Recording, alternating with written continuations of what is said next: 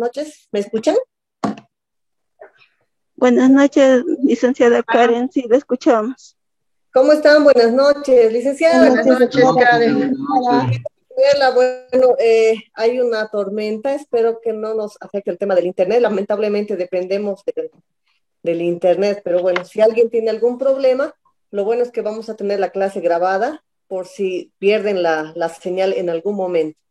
Les quería comentar, no estamos iniciando con el módulo 3, ya que vimos por conveniente, no desde esta versión, ya desde 3 versiones anteriores, de que introducción a la contabilidad tributaria, que es el módulo 3, lo veamos después del módulo 9, ya que es importante que ustedes vean todos los tipos de tributos que hay, tributo municipal, tributación minera, petrolera y todo eso, ¿no?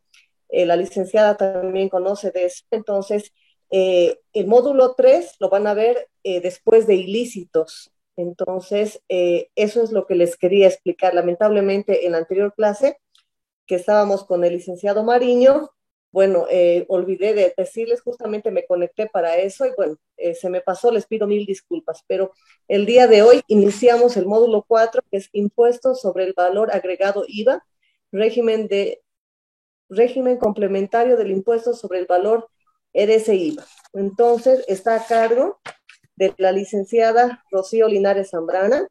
La licenciada tiene una maestría en gerencia del gas, tiene un diplomado en educación superior, es licenciada en economía. Y la licenciada, por favor, nos va a comentar un poco de su experiencia profesional. Licenciada, por favor. Bueno, muchas gracias, estimada Karen, y bienvenidos a todos los diplomantes a esta nueva versión del diplomado en gestión tributaria. También he tenido el gusto de estar desde la primera versión, si no me equivoco, y ahora estamos con las versiones virtuales. Algo de mi experiencia para comentarles. En realidad tengo más de 10 años de experiencia en el ámbito tributario. He trabajado en el Servicio de Impuestos Nacionales, en la gerencia Graco Santa Cruz y en la gerencia sectorial de hidrocarburos. Y actualmente estoy trabajando en el Ministerio de Economía, en el Viceministerio de Política Tributaria. Toda mi vida profesional prácticamente la he dedicado al tema tributario. Espero que en este módulo podamos compartir experiencias para muchos que ya conocen el tema tributario, pero también hay colegas que recién tal vez están entrando a conocer esta área que es para muchos tal vez un poco árida, ¿no? Que no es un tema que es de fácil comprensión muchas veces. Pero a mí me alegra mucho que en todas las versiones siempre hay personas profesionales interesados en especializarse. Y me parece importante también que se especialicen en la área tributaria porque es una de las áreas tal vez muy poco explorada en nuestro país y sí, de hecho se necesita especialistas tributarios. Entonces, bienvenidos a todos, espero que todos retroalimentemos con los conocimientos que tenemos. Y bueno, Karen les va a explicar también cómo vamos a hacer la metodología de evaluación en este módulo. Licenciada, gracias. Perdón, creo que hace un rato no se me escuchó bien, porque tuve un problema con el internet. No sé si me escucharon entrecortado. Yo escuché bien hasta que me presentaste y te perdiste, Karen. Sí, la verdad es que se cortó mi internet, les pido mil disculpas y por eso apagué lo que es el video. Bueno, en este módulo, en la primera semana, como ustedes ya saben, tenemos un cronograma que está en la plataforma que se divide en la primera y segunda semana. La primera semana tenemos los foros, el foro 1 y 2, que de puntaje tiene 5, tarea IVA, que tiene 15 puntos, participación en clases, que es muy importante el tema de interactuar con el docente, tener la cámara encendida, ahí van otros 10 puntos, y la primera evaluación, que sería 20 puntos. En este módulo tenemos evaluación en la primera semana. Ahora, ahí ya tenemos 50 puntos. En la siguiente semana es algo parecido. Todos 5 puntos, participación en clases 10 puntos, tarea EDC 15 puntos y la evaluación 20 puntos. Con eso sumamos los 100 puntos del módulo. Así es, licenciada, ¿verdad? Sí, sí, eso es correcto, Karen. Bueno, licenciada, agradecerle por haber aceptado la invitación de Fundación IDEA una vez más, agradecerle su presencia y puede continuar con la clase. Buenas noches a todos. Gracias, Karen. Buenas noches. Bueno, como les ha indicado Karen, ya tenemos los parámetros de evaluación. Como tenemos en este módulo dos impuestos que ver, uno es el IVA y el otro el RCIVA, lo hemos separado en dos evaluaciones. Una va a ser específicamente del IVA, que lo van a dar el día sábado, y la próxima semana van a dar igual el día sábado de lo que es RCIVA. No va a haber una prueba final, solamente hay estas dos pruebas con las cuales se saca la nota final. También el tema de los foros. Licenciada, perdón que le corte. Tenemos dos estudiantes que están con el micrófono encendido. A Eduardo, a Marcelo, por favor, si podrían apagar sus micrófonos. Ahora sí, ¿no? Ya. Seguimos entonces. Sí. Gracias, licenciada. Ya, gracias. Tal vez algunas recomendaciones previas a empezar los temas como tal. Primero que les doy la bienvenida, he visto en sus perfiles que algunos son del interior, tenemos personas de Cochabamba, de Oruro también, si no me equivoco. En este curso he visto que la mayoría son auditores de las áreas económicas, no he visto ningún abogado, pero si hay alguno también nos aclara. Vamos a tratar de hacer lo más interactivo que se pueda, porque así vamos a aprender, ¿no? Y la parte práctica también les voy a explicar que vamos a hacer ejercicios y vamos a, en lo posible, tratar de hacerlos en la misma plataforma de impuestos. Eso siempre y cuando podamos, alguno de ustedes tenga algún NIT para hacer alguna demostración, porque lo malo de la plataforma del SIN es que si no tenemos un NIT, no podemos entrar, ¿no? Pero, como les digo, quería encargarles eso. Primero, el tema de los foros. Tenemos 4 preguntas, 2 preguntas corresponden al IVA, que son en esta semana. Entonces, encargarles que en el transcurso de la semana lean las preguntas del foro, respondan. No son preguntas teóricas, son preguntas de opinión, de conocimiento general. Entonces, no hay una respuesta única, ¿no? Cada uno lo que entiende pone en el foro. La cosa es ver su nivel de conocimientos. También muchos deben tener su propio criterio e intercambiar opiniones. Ese es el propósito de los foros. Muchos se olvidan, por eso les estoy encargando, y tiene una puntuación. En el tema de participación, como les decía Karen, en mi caso tiene una valoración de 10 puntos. 5 puntos es exclusivamente el tema de cámaras. Me interesa conocerlos, y a mí me gusta mucho que en este grupo están conectados varios con cámaras, y por eso le damos 5 puntos a la habilitación de cámaras, ¿ya? Entiendo también que hay muchos que tal vez recién están llegando a sus casas y demás, es un poco complicado estar al 100% con cámaras. También se va a entender siempre y cuando justifiquen, por favor, quienes recién están llegando a sus casas, entonces para tomar en cuenta de que no es algo que es voluntario, ¿no? Sino que tal vez están en camino, también por seguridad no pueden estar enfocándose. Creo que Zulema era la que se estaba enfocando caminando. Doctora, sí, yo estoy camino a casa y justamente cruzando mercado, por eso me estoy cortando la cámara. No hay problema, Zulema. En el chat me van a, por favor, al principio escribir quienes todavía no pueden enfocarse para tomar en cuenta esa situación, ¿ya? Para evitar también, como les digo, el riesgo de que les roben su celular, qué sé yo. Y los otros 5 puntos de participación es lo que vamos a interactuar en la clase a medida que vayamos participando. El tema de los exámenes, como les dijo Karen, se va a tomar 2 pruebas al final de la semana cada una. Y también estoy dando un trabajo práctico. Los trabajos prácticos generalmente lo hacemos el último día, que sería el viernes de cada semana. Este viernes vamos a hacer un práctico de lo que es el IVA, y yo les voy a explicar cómo van a subir el trabajo a la plataforma, porque en realidad ya les he dado en el material que he enviado, aparte de las diapositivas, he enviado hojas de Excel. No sé si ya han revisado el material. hay hojas de Excel en las que están el libro de, mejor dicho, el formulario 200, y también tendría que estar el libro de compras y ventas, ¿no? Entonces, en función a estos dos, primero al libro de compras, vamos a realizar el llenado del formulario 110. Y yo les voy a decir cuál de los dos, o tal vez los dos, van a subir a la plataforma el día sábado igual, ¿no? En eso consiste el trabajo.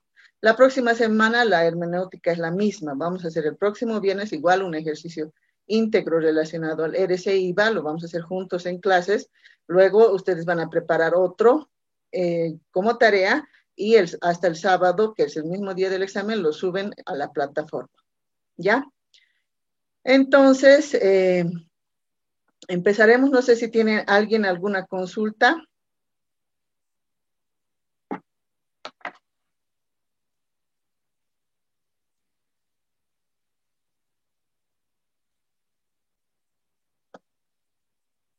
Ya les estoy compartiendo mi pantalla. Todos lo están viendo, ¿no?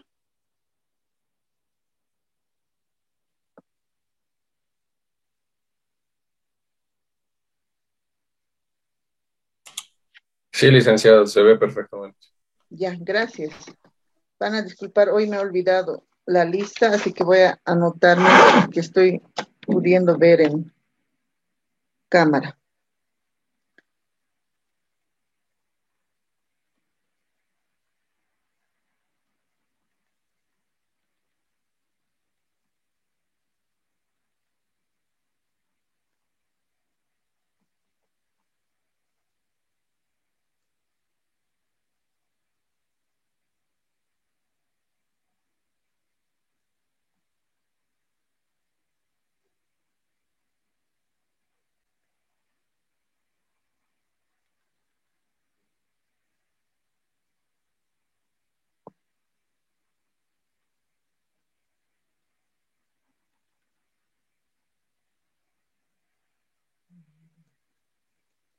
Miriam Gabriela, ¿cuál es tu apellido, por favor?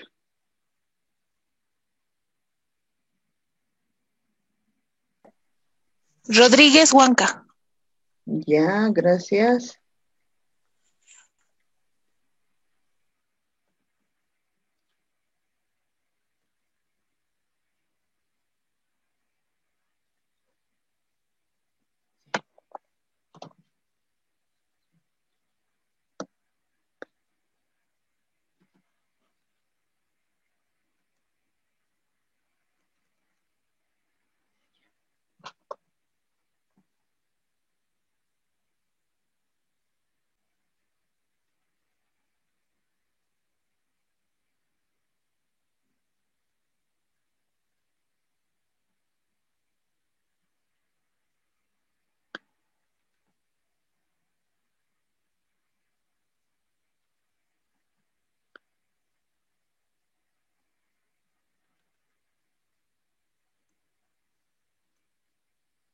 Ahora sí vamos a empezar.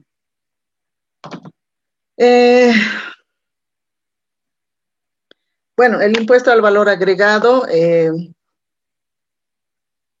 vamos a ver un poquito cómo ha nacido este impuesto, desde cuándo está vigente y cuáles son las características principales de este impuesto. Algunos pasamos de largo muchas cosas que parecen obvias, ¿no? Pero vamos a aquí un poquito profundizar. ¿Qué es el impuesto al valor agregado? Primero, este impuesto ha sido creado mediante la Ley 843 el 20 de mayo de 1986. Y su reglamento, el decreto supremo, es el decreto supremo 21530 del 27 de febrero de 1987. A partir de esta fecha es que este impuesto existe en nuestro país, ¿no? Una de las características importantes es que este impuesto es un impuesto indirecto, ¿no? ¿Qué significa esto? Que si bien la empresa, la que vende un bien o servicio, es la que realiza el pago del impuesto, imposa al fisco este impuesto, es en realidad el impuesto es trasladado al consumidor. Esa es la naturaleza de un impuesto indirecto. Es decir, la empresa no lo asume con sus propios ingresos, siempre se lo va a trasladar a un consumidor, al consumidor, ¿no? Y vamos a ver, van a ver más adelante que la mayoría de los impuestos tienen esa característica, es un impuesto indirecto. Esa es una de las características, ¿ya? Otra característica es que es un impuesto plano o regresivo. ¿Por qué se considera plano o regresivo? Porque este impuesto, si bien tiene una alícuota porcentual, en el caso de nuestro país, la alícuota es del 13% y se aplica sobre el valor del precio, no considera los niveles de ingreso de las personas. Por eso se considera regresivo. ¿Por qué?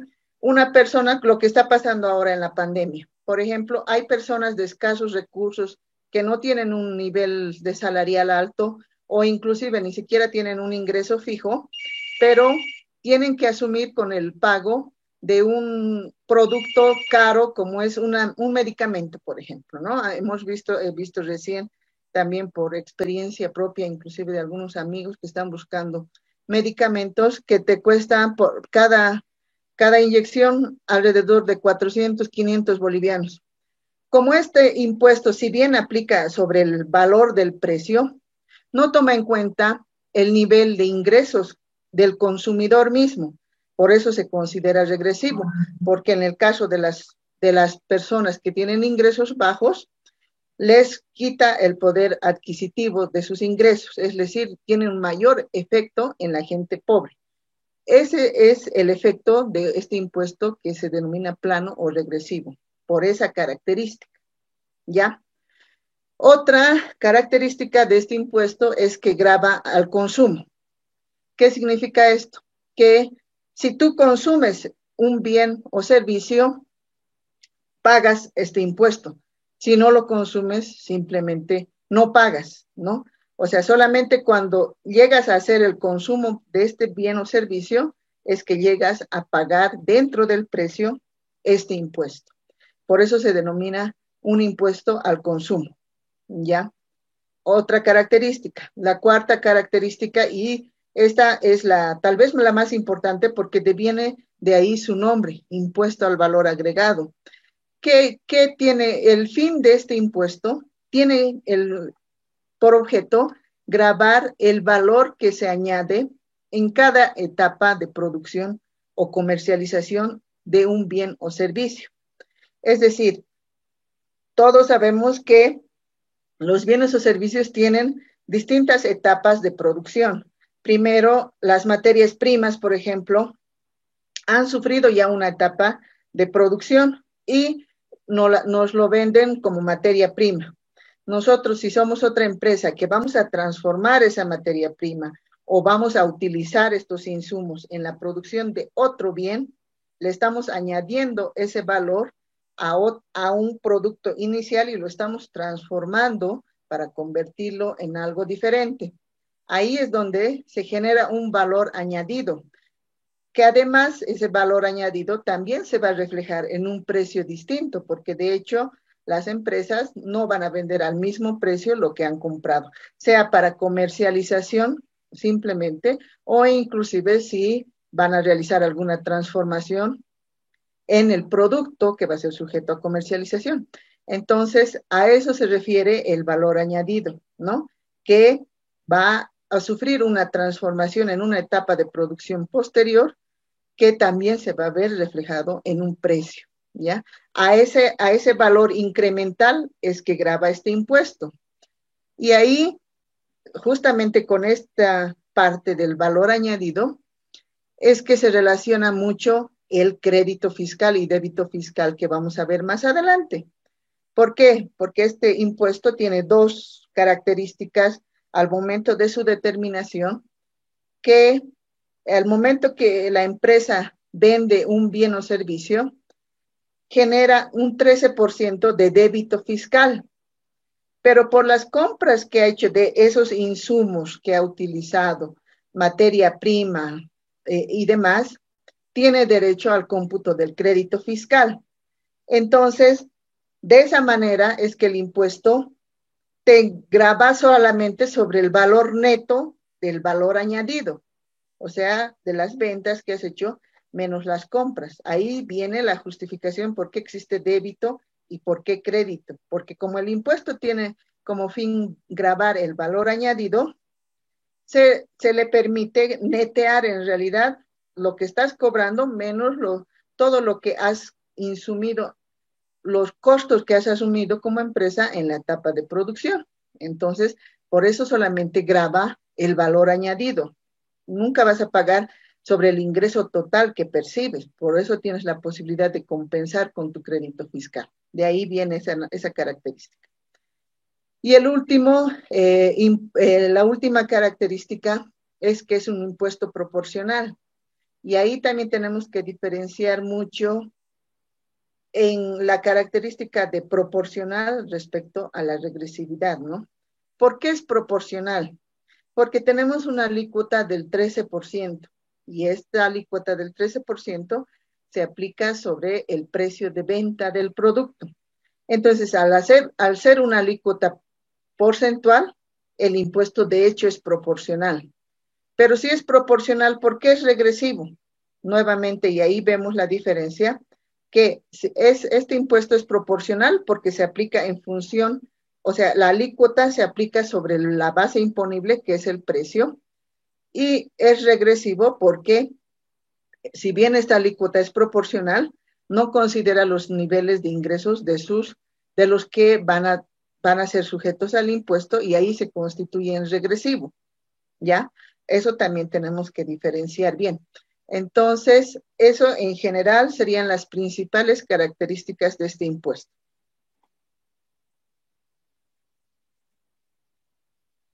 Ahora nos vamos a ir un poco a la parte normativa. De hecho, que esto está en forma literal de lo que está dispuesto en la ley 843, el artículo 1, si no me equivoco, que dice cuál es el objeto de la ley, ¿ya? El objeto es gravar a la venta de bienes muebles situados o colocados en territorio nacional. Aquí nuevamente hay cosas que son importantes recalcar. Solamente grava la venta de bienes muebles y eso dice muy claro en la ley. Por eso es que no aplica para bienes inmuebles el IVA, por ejemplo, ¿no? En la ley está muy definido que solamente grava la venta de bienes muebles, que sean situados, que hayan sido situados o colocados en el territorio del país, ¿no? Esta otra característica también es importante porque nosotros, todos nuestros impuestos en realidad, tenemos el principio de territorialidad, por el cual nosotros y cualquier país puede gravar impuestos por cualquier situación que acontezca dentro del territorio nacional. Por eso es que el IVA grava los bienes, las ventas que se realicen, pero dentro del territorio nacional. Esto es importante cuando vean algunas consultas o dudas de operaciones que se hacen con el exterior. Lo que tenemos que tener bien claro es que grava a las ventas que se realicen en territorio del país, dentro del territorio nacional, ¿ya? El segundo aspecto que grava esta ley es el contrato de obras o prestaciones de servicio, cualquier prestación de cualquier naturaleza, nuevamente que se hayan desarrollado en el territorio de la nación, dentro del territorio nacional. Entonces, aquí está bien claro cualquier prestación de servicio, ¿ya? Que se realice dentro del territorio nacional. Y finalmente, el tercer punto que grava este objeto son las importaciones definitivas. En el tema de importaciones, igual tenemos que aclarar que por el principio de país de destino, a nivel mundial, las mercancías se gravan en el lugar donde se van a consumir, es decir, donde se están importando, ¿no? No se grava en el país de destino. Bueno, hay algunos países que han establecido impuestos para ciertos productos de exportación. En nuestro caso no tenemos ningún impuesto que grave exportación de algún producto específico. ¿no? Pero en el caso de importaciones, cuando realizamos la importación de un bien, como les decía, por el principio que existe a nivel mundial, de que las mercancías se pagan tributos en el lugar de destino o en el lugar que se los va a consumir, es que nuestro país también grava con el IVA a las importaciones de mercancías, ¿no? Principalmente. Ahora aquí la aclaración, como les digo, que no alcanza bienes inmuebles, esa es una situación que tienen que tomar muy en cuenta. El otro no alcanza exportaciones, porque si se fijan dentro del objeto no hay ni exportaciones. Y si hiciéramos eso, tal vez sería muy, muy raro porque, como les digo, por el principio que existe a nivel mundial, se graban en país de destino. Entonces puede darse alguna situación, y hay en algunos países, los que han revisado legislación comparada, que hay algunos países que por desincentivar exportación de algunos productos, tal vez de, qué sé yo, que no son renovables y demás, han aplicado impuestos a las exportaciones. Pero en el caso del IVA, no, solamente alcanza a estos tres, tres situaciones específicas, ¿ya?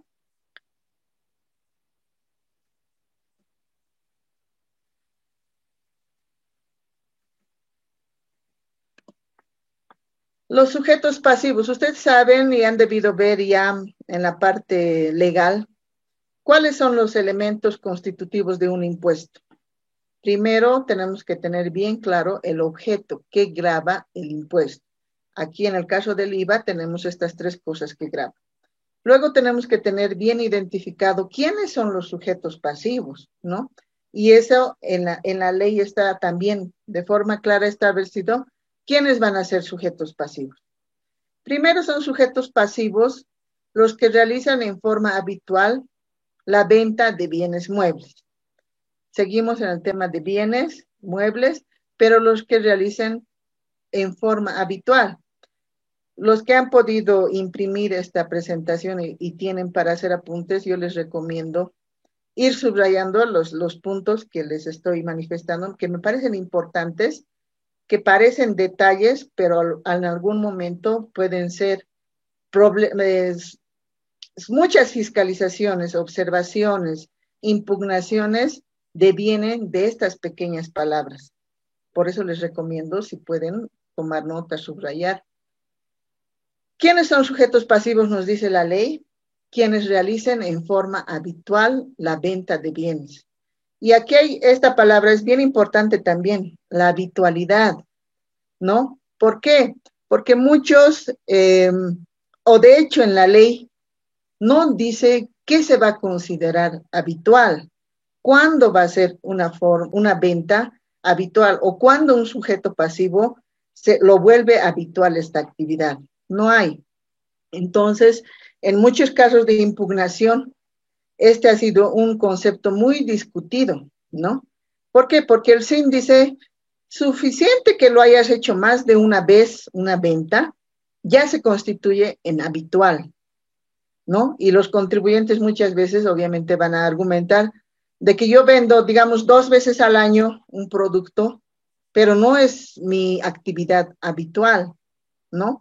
Entonces, de hecho, no hay un concepto y puede ser una situación que genere controversia entre el contribuyente y la administración tributaria al momento de hacer una fiscalización. Entonces, a raíz de esto, también justamente la administración tributaria ahora te habilita en el padrón de contribuyentes, actividades primarias y actividades secundarias. Se supone que las actividades primarias son las que realizas en forma demasiado habitual, te podría decir, o que es el giro comercial de la empresa. Pero las otras actividades también las realizas, también sujetas al tributo, pero tal vez no en la misma recurrencia que realizas las otras actividades. Entonces, a fin de evitar esa situación de que yo realizo eso, pero esporádicamente, es que el SIN te habilita actividades secundarias, pero para el SIN siguen siendo actividades grabadas, porque más suficiente que lo hayas hecho más de una vez, ya es para la administración tributaria una venta o actividad habitual, ¿ya?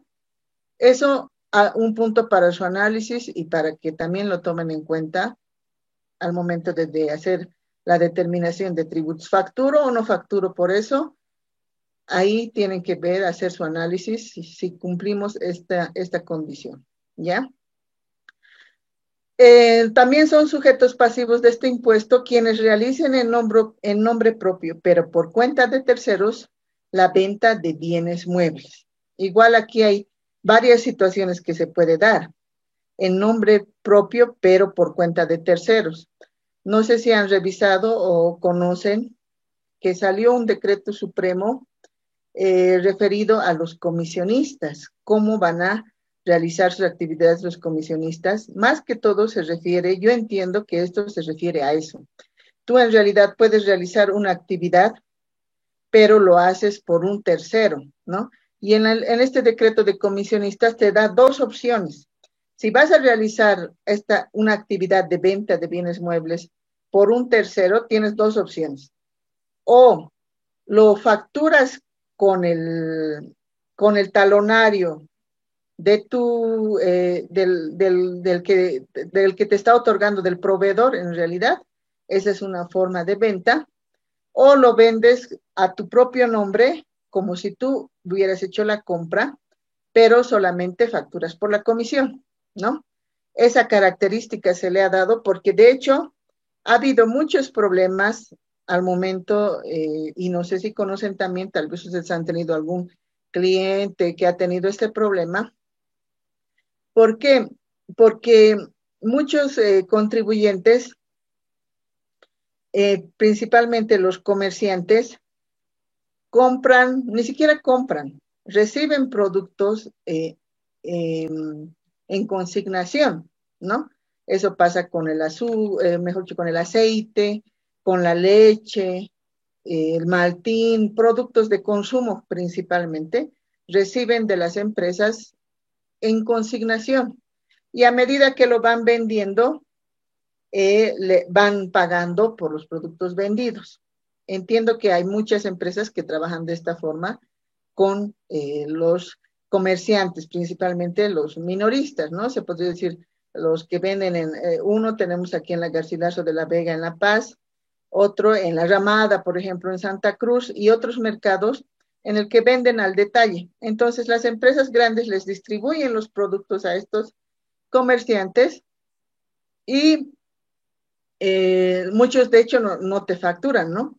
Pero se ha dado justamente esa modalidad de facturación y de venta para que el comisionista finalmente, si va a facturar con su propio talonario, tendría que facturar solamente por la comisión que está ganando en esa intermediación, porque lo está haciendo por una empresa, ¿no?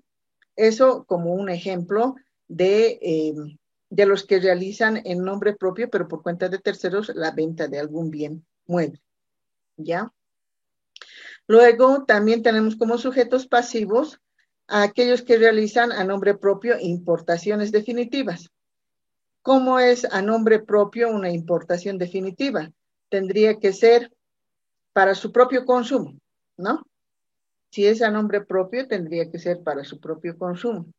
¿Y qué pasa con los que revenden? Porque ahí podríamos entender, y eso también para algunos que dicen, pero por ejemplo, el importador de autos, al momento de importar,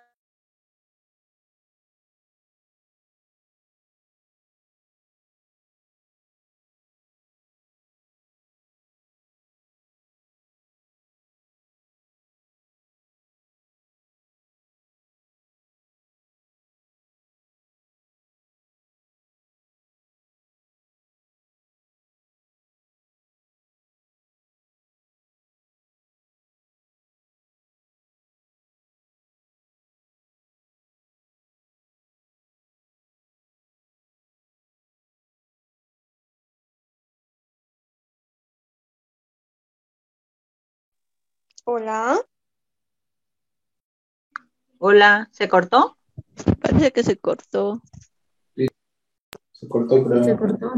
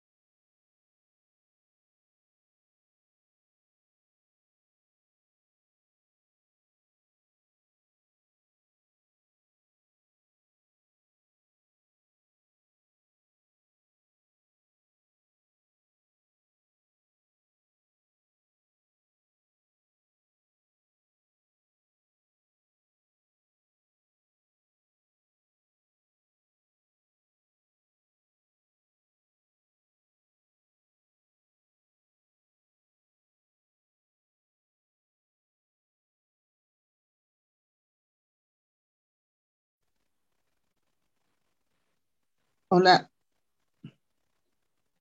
siguen ahí. Sí, aquí Sí, seguimos. dicen, seguimos. Mil disculpas, se ha cortado mi señal, no sé qué ha pasado. Estoy tratando de conectar mi laptop, pero mientras seguiremos de mi celular, por favor, para no demorarnos. Ya me he quedado preguntándoles qué opinan de un importador que pagó el IVA al momento de la importación, pero ahora lo va a vender el producto en mercado interno. ¿Tiene que volver a pagar por la venta en mercado interno? No, si va a facturar, no, porque se va a ir compensando si es un importador regularmente. En ¿Quién está caso, hablando? por ejemplo, habla ¿Zulema? Zulema, sí. Ahora En sí, caso de Zulema. una empresa de importaciones, por ejemplo, de maquinaria pesada para minería, unas locomotoras, Ya, nosotros importamos, pagamos los respectivos impuestos, más incluido el GAF, y el GAF iría a costo, pero el IVA nos va compensando porque nosotros lo vamos a facturar en el momento de la venta de la mercadería. claro. Entonces, en realidad paga en dos momentos. Uno al momento de importar y otro al Sí, momento de venderlo en el mercado interno. ¿No ve? sí, sí. Entonces, el crédito, en realidad, lo que pagó al momento de la importación, se puede compensar, mejor dicho, lo que va a pagar, el débito fiscal que se va a generar al momento de la venta en mercado interno, lo va a compensar con su póliza de importación. Por eso es que la póliza de importación también tiene derecho a crédito fiscal, ¿no? Ahí es la justificación de que por qué una póliza te da derecho a crédito fiscal, si no es factura, de hecho no es una factura, pero como es un comprobante o la constancia del pago del IVA al momento de la importación, tendría que tener, igual que en los otros casos, derecho a crédito fiscal, igual que una factura de mercado interno. Entonces, una empresa importadora, por ejemplo, va a pagar en dos momentos. Uno al momento de la importación, que está haciendo la importación, y luego cuando vende también paga el IVA, pero ese IVA que va a pagar al momento de vender en el mercado interno lo va a compensar con su póliza de importación. Eso no significa que está pagando dos veces, ¿no? Como les decía, la característica del tributo es que va a compensar el débito que ha generado por la venta en el mercado interno con el crédito que se le ha generado al momento del IVA que pagó por la importación. ¿Ya? El siguiente sujeto pasivo que tenemos, tienen todos la presentación, ¿no? Porque no quiero pensar que se están perjudicando porque no pueden ver mi pantalla. ¿Tienen todos la presentación? ¿Están siguiéndome igual? Ya. Los terceros sujetos pasivos son los que realicen a nombre propio importaciones definitivas, ¿ya? Entonces, ahí va la aclaración del tema de importadores. También son sujetos pasivos quienes realicen obras o presten servicios o efectúen prestaciones de cualquier naturaleza. Aquí está la prestación de servicios. Aquí ya no hay un bien que tú estés vendiendo o transfiriendo, no hay algo físico, está la prestación de servicios. Como prestación de servicios tenemos el servicio de energía eléctrica, tenemos el servicio de telefonía, tenemos el servicio de gas natural que tenemos en nuestros domicilios. También están como prestaciones servicios, servicios de jardinería, si es que la empresa contrata servicios de jardinería, servicios de pintura, por ejemplo, tú contratas un albañil, tú compras la pintura y él solamente va a dar su mano de obra.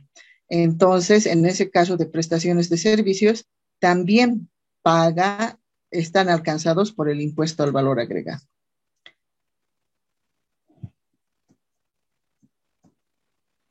Luego tenemos el alquiler.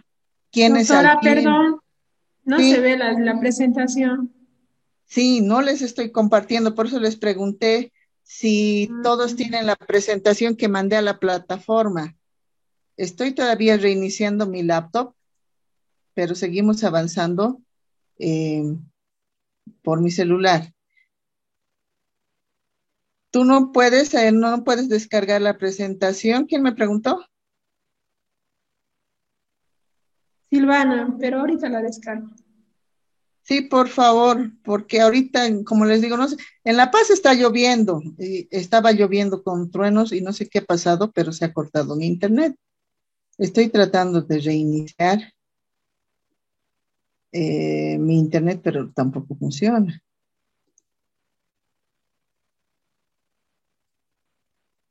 Ya. Mientras, pues les decía, por favor, síganme con las presentaciones que ustedes tengan.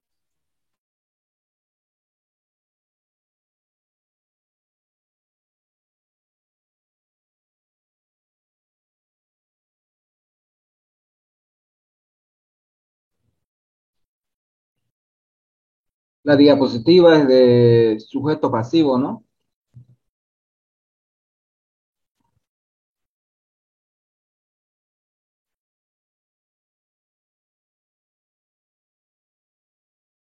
Sí, ese es compañero.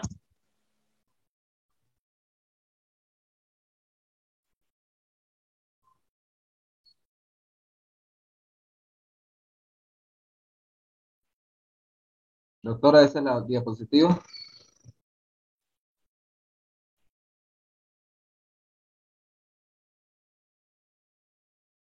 Sí,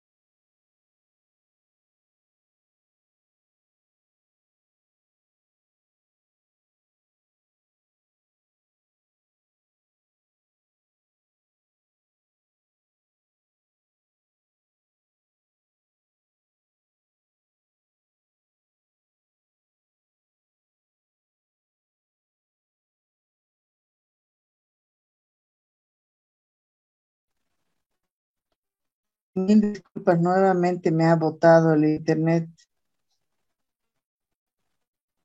No sé qué está pasando.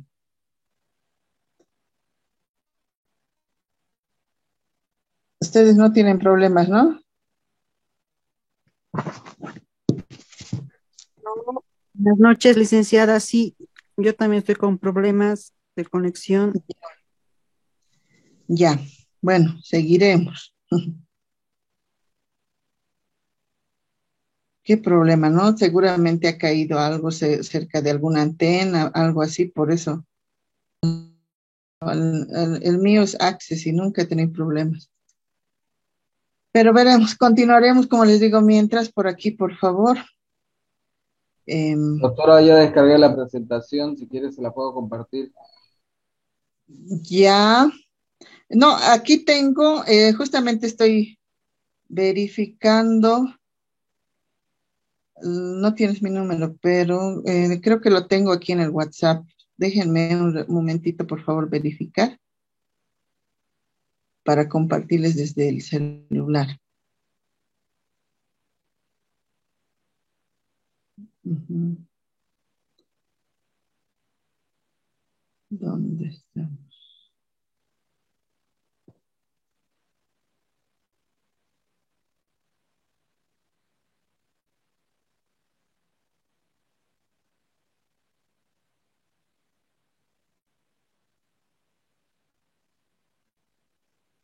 Mm.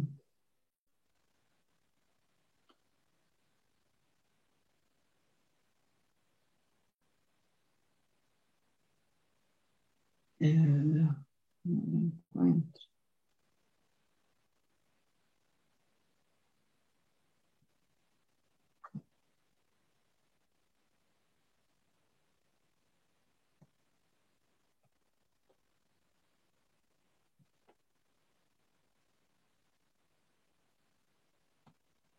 No, no lo tengo. Si puedes compartirme, por favor, ¿cómo podemos hacer? O compartirlo a la clase, por favor. ¿Puedes? ¿Estás en tu laptop?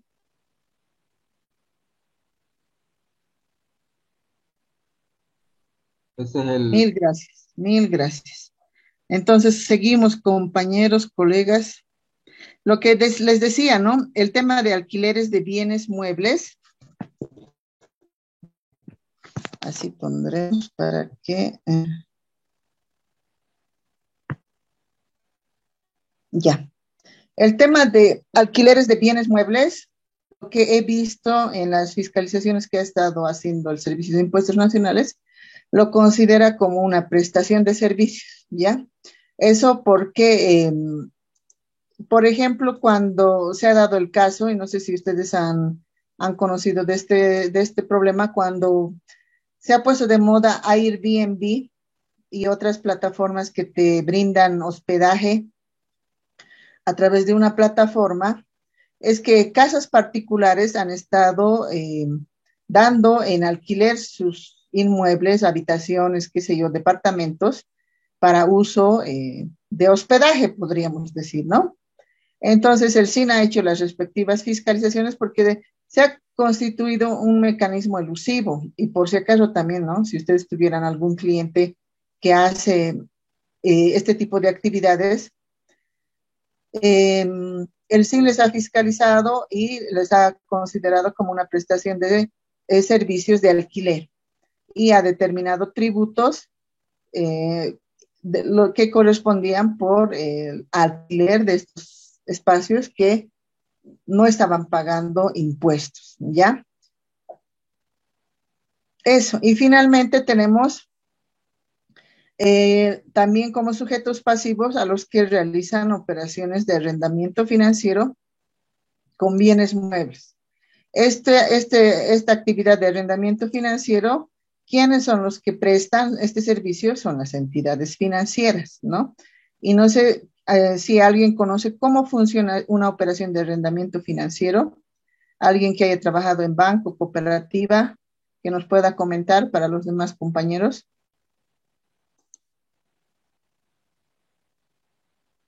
¿Nadie? Tal vez, a ver quién, a ver. No sé, César, tal vez tú nos puedes explicar cómo es o a qué se refiere una operación de arrendamiento financiero de un bien mueble. Licenciado, buenas noches. Para ser sincero, nunca he trabajado en el área. Ya, otra persona, pero en la universidad no lo han tocado este tema. Rosa, tal vez. Hola, Sí, Marcelo Barreto. sí, Marcelo, dime. Yo lo Dinos, por que he favor. visto, por experiencia de otros colegas que me comentaron, que lo facturan el arrendamiento creo que en el Banco Económico tienen ese portafolio, ¿no? Ese producto. Eh, Van facturando mensualmente ese arrendamiento y al final de la operación, si es que se llega a un acuerdo de la compra del bien, le facturan la venta, ¿no? Entonces ahí el contribuyente se beneficia bastante con el crédito fiscal Fiscal. mensualmente, ¿no? Ya. Igual, para conocimiento de muchos, bueno, gracias, sí, Marcelo, es justamente lo que nos decías, pero un poquito más contextualizando para César y otros colegas que tal vez no lo han visto. En realidad, una operación de arrendamiento financiero es una operación de leasing, ¿no? El famoso leasing. ¿En qué consiste? En que tú compras generalmente maquinarias a través de una entidad financiera. La entidad financiera compra la maquinaria, el título de propiedad lo tiene la entidad financiera, no es tuyo todavía, pero a través de un contrato de leasing acuerdan pagar un canon de alquiler. En realidad es como si te lo estuvieran alquilando la maquinaria. Pero cada uno de los pagos que haces en forma mensual se constituye como un pago a cuenta de la maquinaria, porque en el mismo contrato de leasing disponen que al final por ejemplo, tú pagues $500 mensual, digamos, por un tractor, y después de 2 años del leasing te quedara un saldo de $20,000 para pagar, entonces la entidad financiera acuerda en que este saldo lo puedes pagar y te lo transfiere la maquinaria que ha comprado y que ahorita es propiedad del banco. Entonces, por cada canon de alquiler que tú has ido impulsando cada mes, te factura. Eso es lo que nos dice esta parte de la normativa. Está sujeto al gravamen quienes realicen la operación de arrendamiento financiero. ¿Quién realiza en este caso? La entidad financiera. Es decir, la entidad financiera cuando cobra esos alquileres o ese arrendamiento en forma mensual, te factura y él es el que imposa el IVA por ese valor que en forma mensual te ha cobrado, en otras palabras. ¿Ya? A eso se refiere. ¿Podemos avanzar, por favor? Marcelo.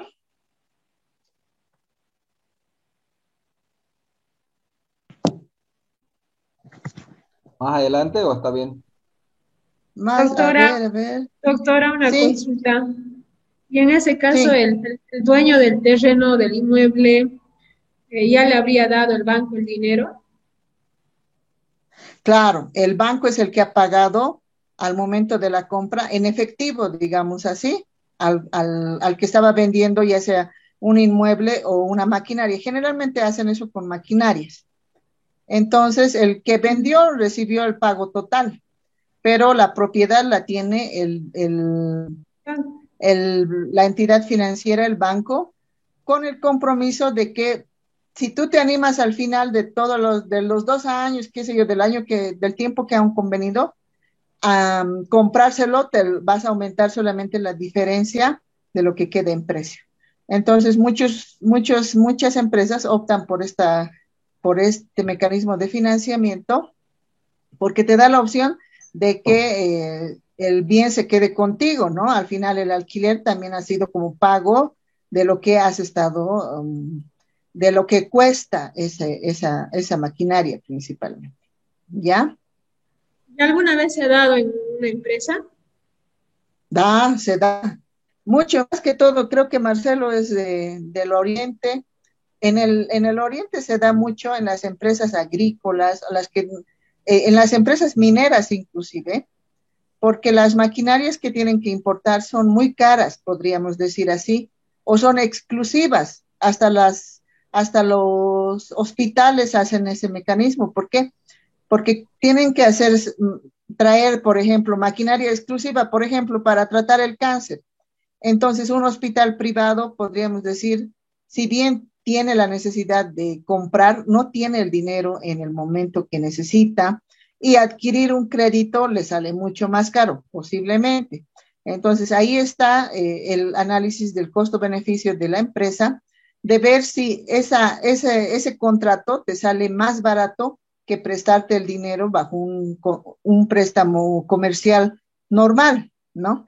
Entonces, yo entiendo que los bancos, de hecho, te dan esa posibilidad y está en la Ley de Servicios Financieros, en la 393, este mecanismo como un mecanismo de incentivo para las empresas, porque es un mecanismo de financiamiento más económico que sacar dinero préstamo del banco y pagar intereses por el total.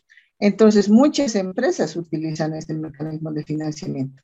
Y justamente muchas empresas no saben ahí si tienen que recibir o no factura por el monto del arrendamiento. Y aquí nos dice, sí, ustedes tienen que recibir una factura, ¿no? Está sujeta al IVA. ¿Ya? Así es, doctora, Así Ahora sí es. podemos... es una práctica Sí, muy común acá en Santa Cruz y es parte sí. de la política de la planificación financiera, ¿no? Porque la verdad que ayuda harto con el deducible para el IVA, ¿no? Claro, exactamente, porque eso, aparte que te sirve de crédito fiscal, como dice el colega, también te sirve como un gasto deducible para la empresa, ¿no? Entonces, tiene varios beneficios y como te digo, creo que inclusive el interés que las entidades financieras ofrecen es más conveniente que un crédito comercial cualquiera, ¿no? Licenciada, una consulta.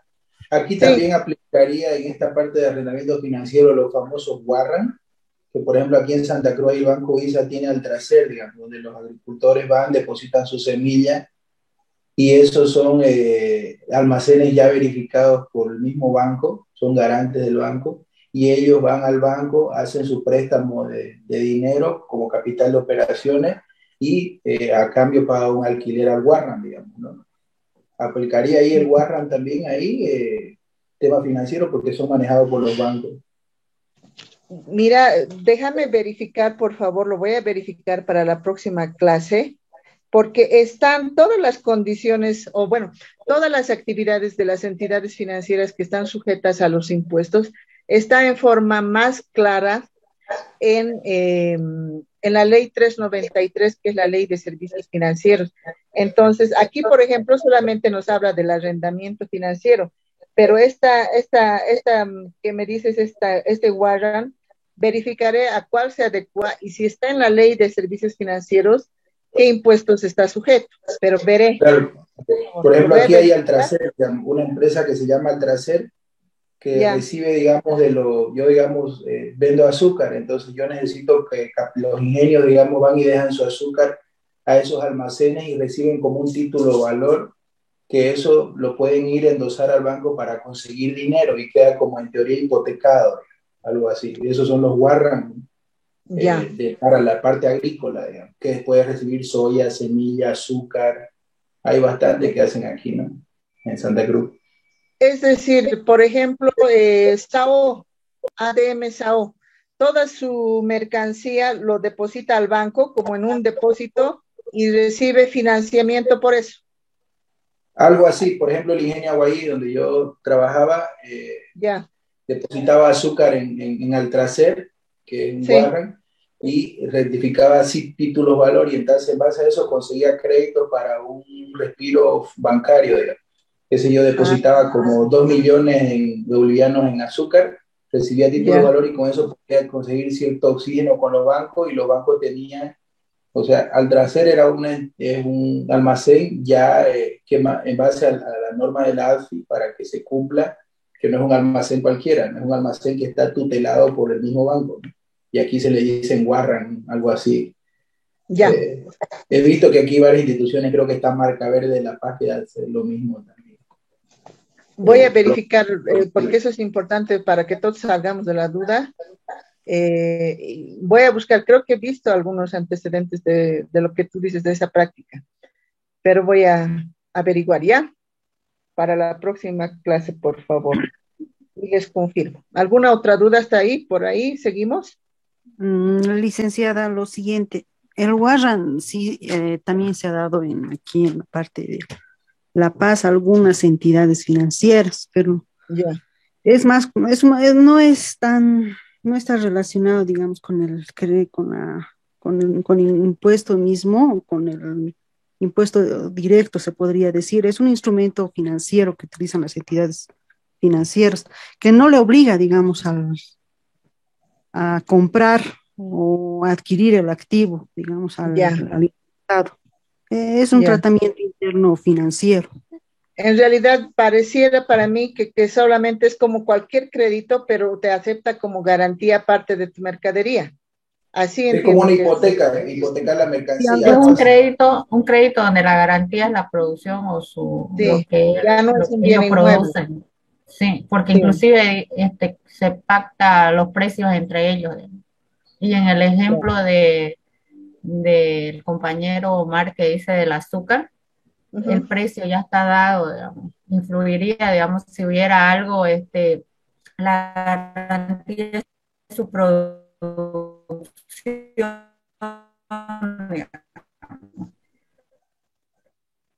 claro. Y si Va, algo pasaría con el precio, ya ahí, ¿no? Pero ellos pueden pactar entre ellos. ya. Eh, bueno, por el momento yo solo lo veo como un mecanismo de financiamiento con una garantía distinta que no es de inmueble y demás, como tú dices, con la producción. Pero para salir de dudas, veremos si alguna parte de esta operación está sujeta al IVA. Vamos a verificar. ¿Ya? Ahora sí, continuamos. Ya. Entonces, primero, bueno, continuaremos en esta parte y ya estamos haciendo referencia a la obligación de la emisión de la factura. Primero, de hecho, si bien la factura es un documento o una constancia del perfeccionamiento del hecho generador del IVA, en el Código Tributario se ha establecido las sanciones que están previstas para el caso de la no emisión de factura. Parece que ¿Ya? sigue más. Silencio en sus micrófonos, por favor. Estamos escuchando otras vocecitas. Ya. Entonces, de acuerdo a lo que está en el Código Tributario, la no emisión de factura es sancionado con la clausura del establecimiento donde se desarrolla la actividad gravada, en perjuicio de la fiscalización o determinación de la deuda que emerja por esta omisión, ¿no? Aquí mismo tenemos cuánto o con cuánto se sanciona la no emisión de factura. Y la sanción es de 6 meses, de 6 días continuos hasta un máximo de 48 días, de acuerdo a la reincidencia. Cada que reincida se adicionan 6 días, hasta un máximo de 48 días, ¿no? La primera sanción será penada, la primera contravención puede ser convertida en una sanción pecuniaria que equivale a 10 veces el monto no facturado. Esto tal vez igual muchos de ustedes lo conocen en algunas empresas que han trabajado. El SIN antiguamente pienso que hacía muchos más controles sobre la emisión de la factura, que actualmente no los hace tanto, ¿no? ¿Por qué? Porque justamente, ¿por qué les he puesto este texto? En la última modificación, si no me equivoco, del 2017, se ha establecido como sanción la clausura definitiva cuando has reincidido no sé cuántas veces, ¿no? Creo que a la tercera, quinta vez. Y por consecuencia de una sentencia constitucional, a raíz de un amparo que han hecho algunos contribuyentes, es que esta medida ha quedado sin efecto. ¿Eso qué implica? Que hemos retrocedido a la sanción que estaba prevista anteriormente. 6 días continuos y en cada reincidencia se suma hasta 48 días, que sería el máximo. Ya no hay la clausura definitiva, ¿no?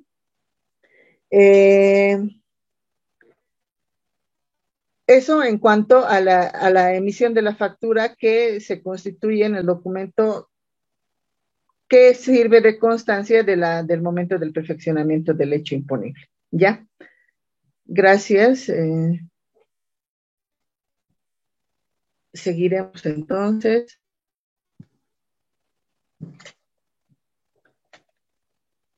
La base imponible, como les decía, este es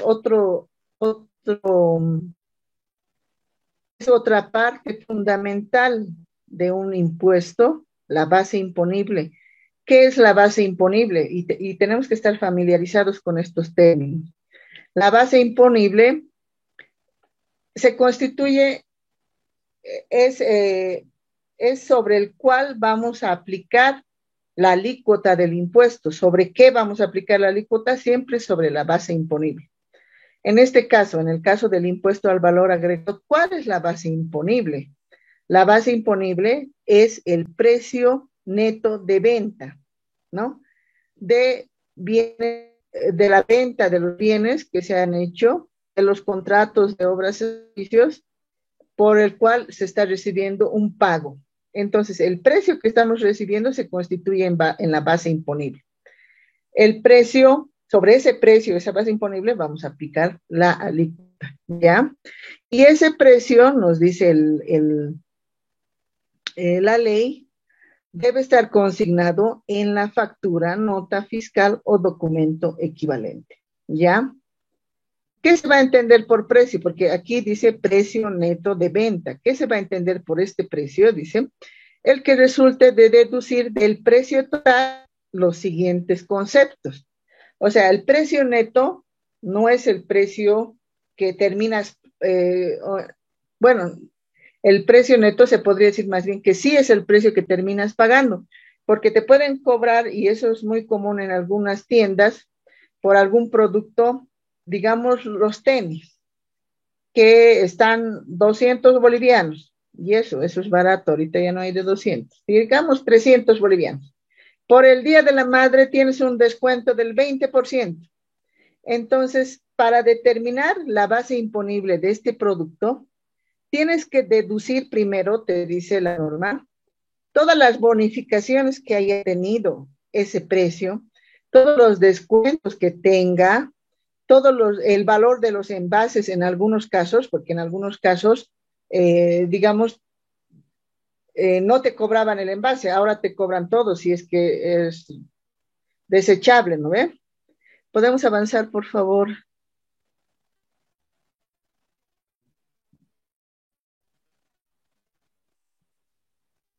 Las bonificaciones, descuentos, hasta ahí nomás, hasta ahí, un poquito más subite.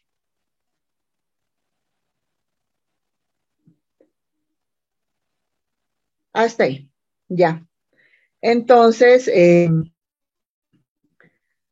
tenemos que sacar del precio todos los conceptos que sean descuentos, bonificaciones y otros que hayan hecho que el precio que estamos pagando sea menor. Por eso se llama precio neto. Al final, el precio que termino pagando es el que va a ser sobre el cual se va a calcular el impuesto, ¿ya? Y eso se tiene que descontar al momento de la emisión de la factura. Por eso es que en algunas facturas, y ustedes han debido ver, las mujeres principalmente para el Día de la Madre siempre nos compramos zapatos. En el precio dice, digamos, 450, descuento 50, entonces nos facturan por válido para crédito fiscal, solo son los 400, no se toma en cuenta los descuentos, ¿no ven? Luego, aquí también hay una aclaración en el sentido de que no van a formar parte de la base imponible otros impuestos, ¿ya? Que se pagan al momento de la compra. Por ejemplo, tenemos el ejemplo del impuesto especial a los derivados de los hidrocarburos, el IEHD, y el ICE, porque como ustedes saben también, el ICE se paga, se tiene que mostrar por separado en la factura, el IEHD también se muestra por separado en la factura, pero el hecho de que esté en la factura no significa que vas a pagar sobre ese valor más, sino que tienes que descontar estos otros impuestos antes de gravar el IVA. En el caso de las empresas, principalmente, como tienen que facturar, no saben algunas veces si van a incluir estos otros conceptos o no. ¿Por qué? Porque las empresas, en estos casos de estos otros impuestos, se constituyen en agentes de retención. Entonces, dentro del precio y dentro de la factura lo cobran, lo exponen, pero no es por el giro mismo de la empresa, ni forma parte de tu precio, sino solamente lo estás cobrando para imposar al fisco. Entonces, estos conceptos u otros impuestos tienen que excluirse del momento de la facturación y no tampoco puedes pagar el débito fiscal sobre ese monto y tampoco te puedes apropiar el crédito fiscal sobre ese monto. Entonces, en ambos sentidos afecta el neteo, por eso es el precio neto. ¿Ya? Seguimos, por favor. El siguiente.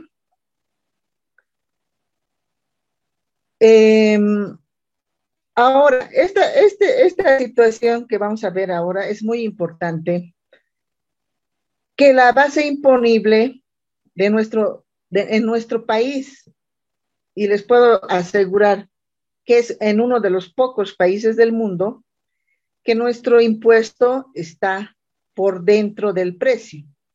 En la ley nos dice, el impuesto que forma parte de este título, o sea, el IVA, forma parte del precio neto de venta.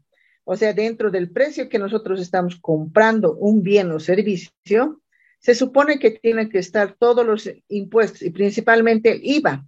Y no lo vamos a mostrar por separado. En este ejemplo, si pueden ver, creo que está más nítido en la presentación que tienen en PDF. Tenemos una factura de una tienda de ropa deportiva en la que ha facturado para un kinder 30 poleras de niño con bordado. Cada una de las poleras vale 60 bolivianos. Estos 60 bolivianos ya incluye al IVA por dentro, o sea, no hay que calcular sobre eso 13 bolivianos y cobrarle, digamos, si fuera 10, 70 bolivianos. No, esos 60 se supone que incluye el IVA. A eso se refiere nuestro impuesto, ¿ya? Y tenemos un subtotal de 1.800 bolivianos, se calcula, se paga sobre el total, se factura sobre el total y el débito fiscal se paga sobre el total y el crédito fiscal te apropias el 13% de estos 1.800 en este ejemplo. Al otro lado les puse una factura que es de otro país. ¿Para qué? Para que veamos la diferencia, porque como les digo, me parece importante estos temas que los profundicemos un poquito para discutir. En este otro ejemplo, es una factura del exterior, de España. Y no porque España esté lejos vamos a decir, no, eso no existe. Más bien, casi todos los países aplican esta forma de facturación. Te realizan el cobro del producto. Aquí tenemos 3 productos o 3 servicios que se han prestado, que totalizan 700 bolivianos, podríamos decir. En este caso, su IVA son 119 sobre los 700. Pueden calcular cuánto es la alícuota. 119, ¿cuánto representa de 700? ¿Quién está con su calculadora por ahí? Por favor.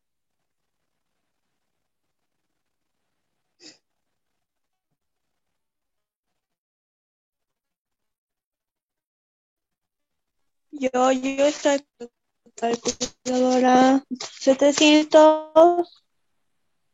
119 entre 700. ¿Por cuánto? Eso multiplicamos por 100. 17%. Ya. Eso es sacado como un promedio, 17%. Ya en España, alrededor del 17% es su alícuota. Aunque a la izquierda, si se fijan, dice un IVA repercutido del 10% te cobran aquí. Un IVA repercutido del 21% aquí y un IVA del 4%, que no entiendo bien, no he revisado bien la legislación, pero en promedio el total de los IVAs que tiene que pagar esta empresa representa el 17% del precio. Eso es lo que ha sacado, ¿no ve?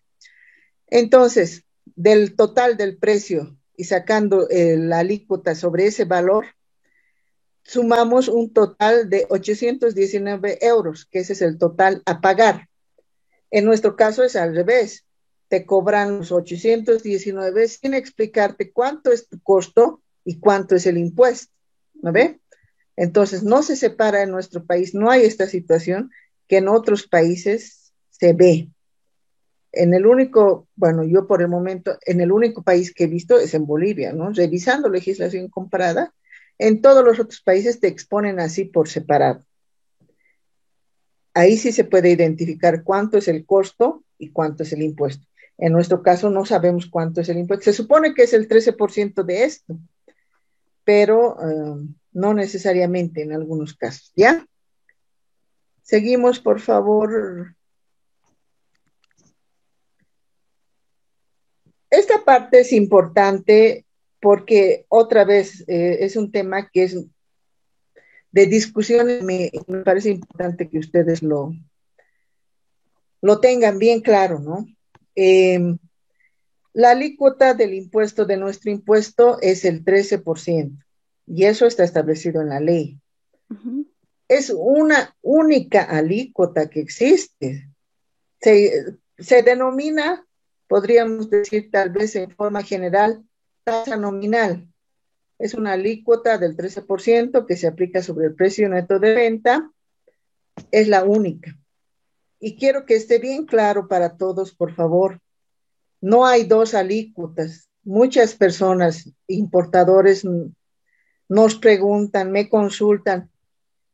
¿Y dónde en la ley dice que la alícuota es el 14.94? Pero es que no hay dos alícuotas, ¿ya? Es una sola alícuota, el 13%.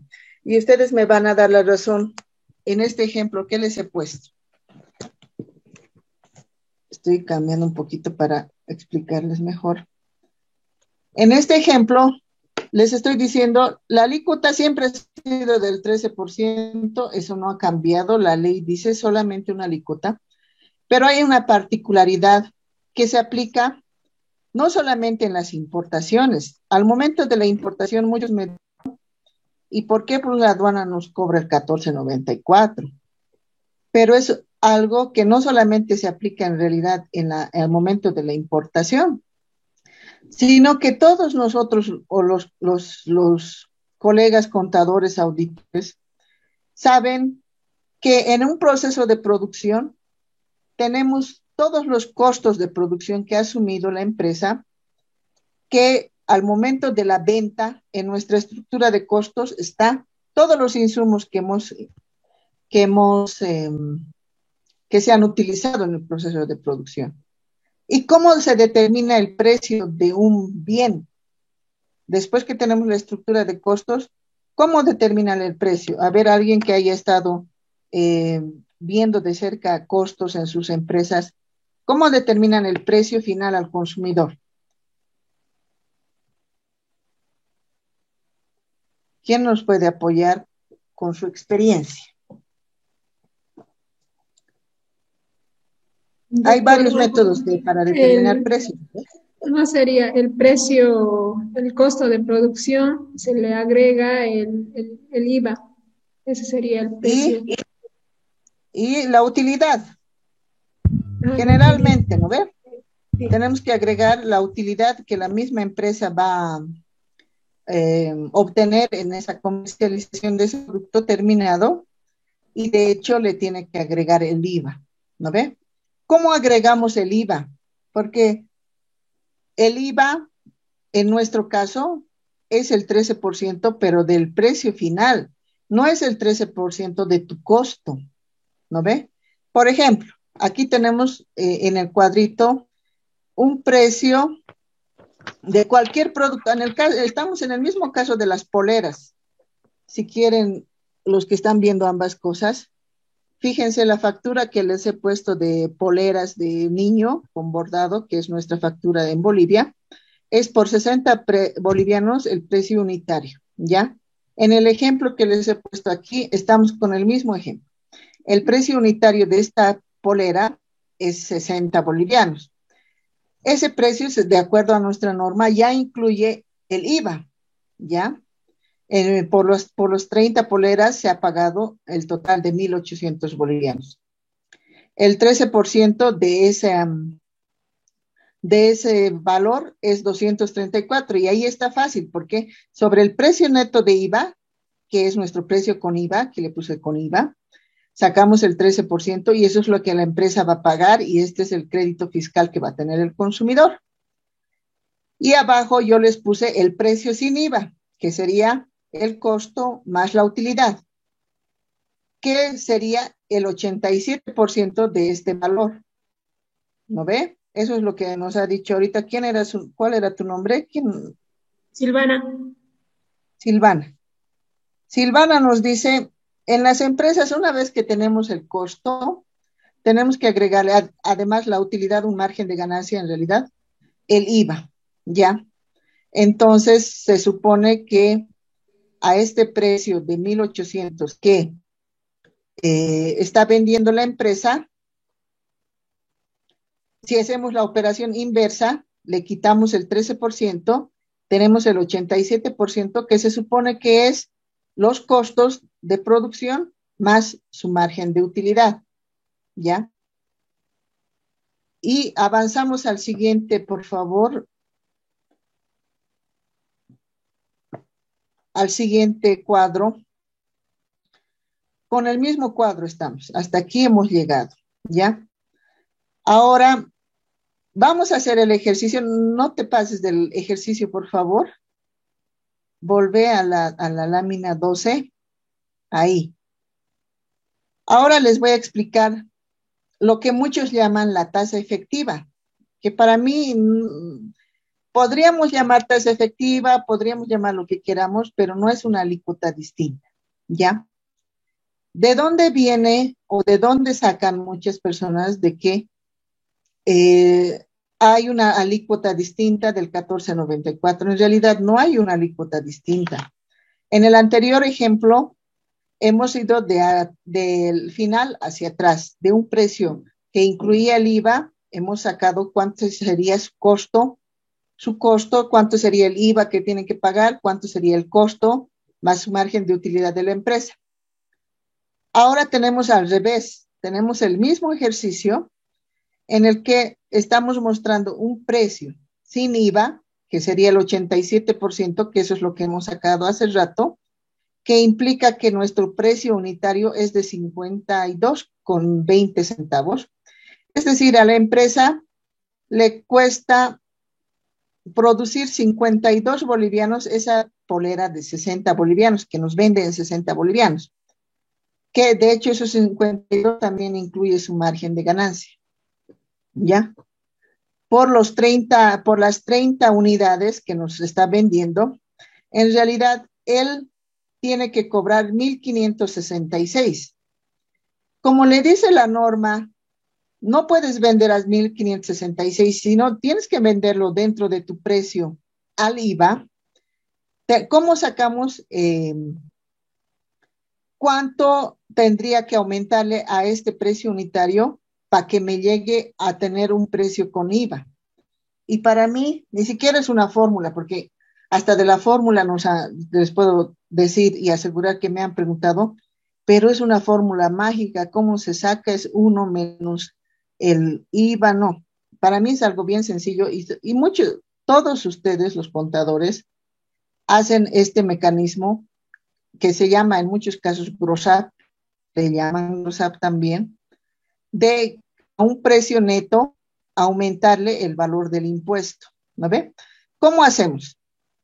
Si tenemos que el costo del bien sin impuestos es este valor 1.566, este costo nos representa el 87% del precio. Es una simple regla de 3 desde mi punto de vista, ¿ya? Y lo que queremos saber es qué monto le tengo que sumar a los 1.566 para tener un precio con IVA. Y mi IVA es del 13%, que está ahí abajito, ¿ya? Entonces, con una simple regla de 3, nos dice que X, que es lo que queremos saber cuánto va a ser el impuesto, es los 1.566 por el 13%, con la regla cruzada, ¿no ven? Esa multiplicación dividimos entre el 87% que representa nuestro costo, y tenemos un X igual al costo por 13% entre 87%, sea cual fuera el costo. En este caso era 1.566. Primero saquen, a ver, por favor, 13 entre 87, ¿cuánto les sale? 14.94. 14.94, de ahí viene el 14.94. No es que es otra alícuota. Tenemos la alícuota del 13%, pero como no tenemos el valor del impuesto que corresponde a ese 13%, sino tenemos que agregarle a nuestro precio ese valor que nos sale, los 14.94, multiplicamos por el costo.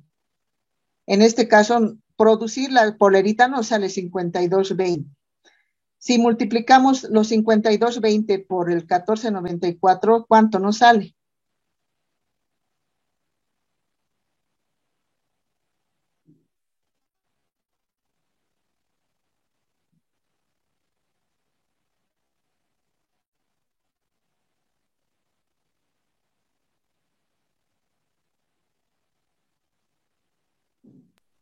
¿Ya han sacado? Sale los 60, ¿no ven? Sí. Entonces, 60. Si se dan cuenta, y eso quería que mostrarles, este mecanismo que hemos hecho para incluir el impuesto dentro del precio es una simple regla de 3 aplicando el 13%, que es la alícuota del IVA. Nunca hemos cambiado la alícuota del IVA, ¿ya? Pero cuando no tenemos el monto del impuesto, esta es la forma en que todos adicionamos a nuestro precio o nuestro precio sin IVA para que tengamos un precio con IVA, que al final va a ser el 60, ¿no ve?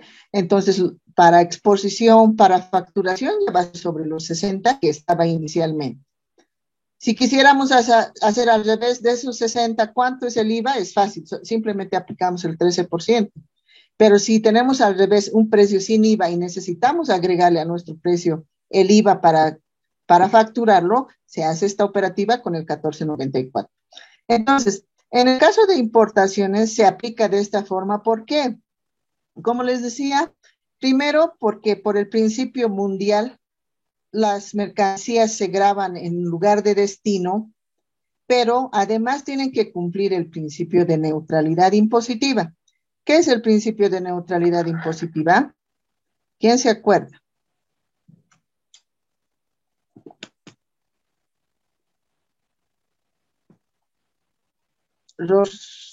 Rosmarina, ¿te acuerdas cuál es el principio de neutralidad impositiva? A Rosa Marina, perdón.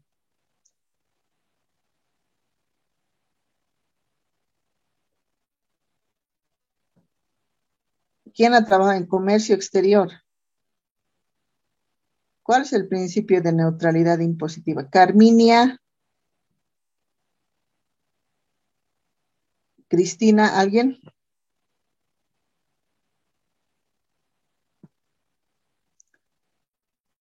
Es Shirley, Cirelli, ¿no? Garrido.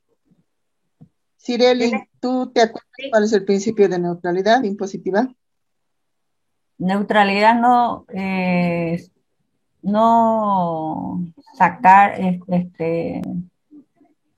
los impuestos, no exportarlos, algo así, exportación de los impuestos. La no exportación de los impuestos. Sí, o algo así. Sí. ¿Quién más estaba complementando? Como la devolución del impuesto, algo así. Mediante los certificados. También, bueno. Devolución de los impuestos mediante... ¿Ah? Devolución de los impuestos mediante los certificados que serían los CDIs. Ya. Así es.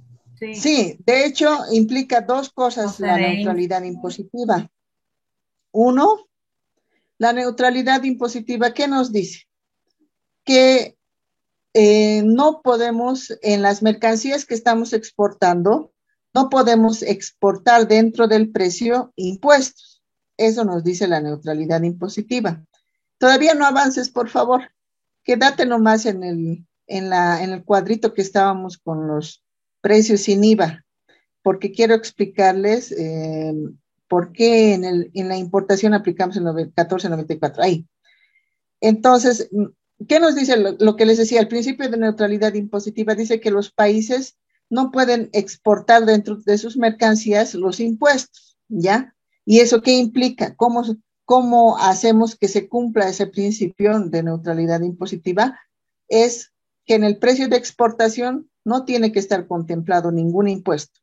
Y operativamente se aplica también a través de las devoluciones impositivas, pero no es el único mecanismo. De hecho, cuando nosotros tenemos que exportar, por ejemplo, en el ejemplo mismo de este cuadrito, el exportador debería cobrar 52.2 por ese producto a la exportación, porque nos dice la ley de neutralidad impositiva que tú no le puedes aplicar IVA al momento de la exportación. Entonces, él tiene que vender a 52.20 para exportar, pero si lo va a vender en territorio nacional, tiene que pagar 60 bolivianos porque tiene que incorporar al precio el IVA. Ahora, cuando importamos una mercancía, tiene el mismo efecto. Se supone que el producto que estamos importando no tiene ningún impuesto. Entonces, el impuesto se aplica al momento de la importación. Esto igual es, como les digo, por el acuerdo que existe a nivel mundial de que el IVA se paga en país de destino. Entonces, al momento que lo introducimos a nuestro país, recién aplicamos el IVA. En este ejemplo es similar en el tema de importaciones. El precio o esta polera, por ejemplo, llega aquí a Bolivia a 52.20, pero la aduana no le puede sacar el 13% a este 52.20, porque no es la base imponible estos 52.20. La base imponible es el precio con IVA. Entonces, para sacar el precio con IVA, lo que hace la aduana es aplicar estos mismos 14.94 al valor que es el costo sin impuestos y obtiene un precio con IVA. Y a eso recién aplica el 13%, que es la alícuota general que está vigente para el IVA y siempre ha sido 13%. No ha modificado, no ha variado. Eso es la aduana. Y a nivel interno hacemos lo mismo las empresas. Para determinar el precio sobre el costo que se tiene más el margen de utilidad, aplicamos los mismos 14.94 para obtener un precio con IVA. ¿Ya? Entonces, eso quiero que esté bien claro. Nunca me digan que hay dos alícuotas del IVA. Siempre ha habido una sola, es el 13%, y solamente para fines de obtener un precio que por dentro incluya el impuesto es que se aplica, no podríamos decir una tasa, sino podríamos decir un margen o una tasa de conversión, algo así, estos 14.94, no es una nueva alícuota, ¿ya? Ahora sí podemos continuar, o alguna consulta hasta aquí, porque este tema es importante y quiero que esté claro, ¿ya? ¿Alguna duda sobre la tasa que le llaman efectiva, pero normativamente no existe? Ya les he explicado, ¿no ven? No hay en la 843, nunca van a encontrar Licenciada, normativamente. Sí, una consultita. Por ejemplo, si yo quisiera comprar alguna maquinaria, digamos, en Estados Unidos, y ahí yo tendría que negociar o tendría que comprar sin el IVA, ¿no? Tendría que liberarlo del IVA. siempre te lo van a mandar sin IVA de su país, pero nosotros al momento de importar le incorporamos nuestro IVA. Ah, ya. Sí, de los otros países se supone que llegan sin ningún impuesto, hasta el recinto aduanero, ¿no? De ahí, al momento de importar legalmente por aduana, la aduana es la que le aumenta el 13% vigente en nuestro país a esta mercancía y hace este mecanismo en las pólizas. Listo, gracias. ¿Ya? ¿Alguna otra consulta sobre ese punto? Está claro, ¿no ve? Sí, hay otros que utilizan una formulita, igual, la cosa es que llegan al mismo 14.94, cada quien ve de qué manera aplica mejor, pero luego, como les digo, el único fin de ese cálculo es incorporar el IVA dentro de un precio que estaba sin IVA, nada más. ¿Ya? Ahora sí, ya hemos visto los elementos constitutivos del impuesto, quiénes son los sujetos, qué grava, cuál es la base imponible y cuál es la alícuota. Ahora vamos a ver cómo se determina el IVA. ¿Qué es la determinación? Es la forma de liquidación y pago de un impuesto, ¿ya? Primero tenemos, como les decía, en el caso del IVA, tenemos como característica, y también no existe en todos los países esto, el tema del débito y crédito fiscal. ¿Qué es el débito, no? Muchos igual se confunden estos términos. Me parece que es importante que todos nos familiaricemos, que cuando una empresa vende, en realidad el sujeto pasivo vende, al momento que hace la venta, aplica el 13%, la alícuota sobre la base imponible, y a esto se le denomina débito fiscal, ¿ya? ¿Cuál es el débito fiscal? Nuevamente, el impuesto que se genera al momento de la venta aplicando la alícuota sobre la base imponible. ¿Qué nos dice la norma? ¿Cómo se obtiene el débito fiscal? Se obtiene de los importes totales de los precios netos de las ventas, contratos de obras, prestaciones de servicio y de toda otra prestación en cada periodo fiscal, aplicando la alícuota del 13%. ¿Ya? Aquí mismo ya nos dice que el impuesto, primero, es periódico y se determina en forma mensual. Y tenemos que obtener el débito fiscal aplicando a los precios que tenemos, precios netos, la alícuota del 13%. ¿Ya? A este impuesto obtenido, dice, se le va a adicionar la alícuota establecida, bueno, dice, al impuesto así obtenido, que se le adicionará el que resulte de aplicar la alícuota a las devoluciones efectuadas, rescisiones, descuentos, bonificaciones o rebajas obtenidas que respecto del precio de las compras efectuadas que hubiera logrado el responsable de dicho periodo. Aquí está, bueno, parece confusa la redacción, pero ¿qué es lo que nos está diciendo? Primero, haces el cálculo del 13% sobre el importe total de tu venta. Ya, eso es el débito fiscal. Pero no vas a pagar sobre ese débito fiscal. Primero, dice, vas a aplicar también el 13% sobre las devoluciones, rescisiones, descuentos o rebajas que se hayan obtenido en las compras que has efectuado, ¿ya? Entonces, para mí esto no debería formar parte del débito fiscal, en realidad debería estar en el crédito fiscal, ¿no? Pero hacemos en el crédito fiscal, con eso vamos a tenerlo más claro. Por favor, la siguiente lámina. Determinación del crédito fiscal. Ya. El crédito fiscal es el importe que nosotros obtenemos en las compras que realicemos, ¿no? En toda compra que realicemos o importación que hayamos hecho o prestación de servicio, pero como consumidor, como cliente, no como vendedor, y que obtenemos a través de una factura, tenemos que calcular el 13% sobre todas esas compras. A eso vamos a denominar el crédito fiscal, ¿ya?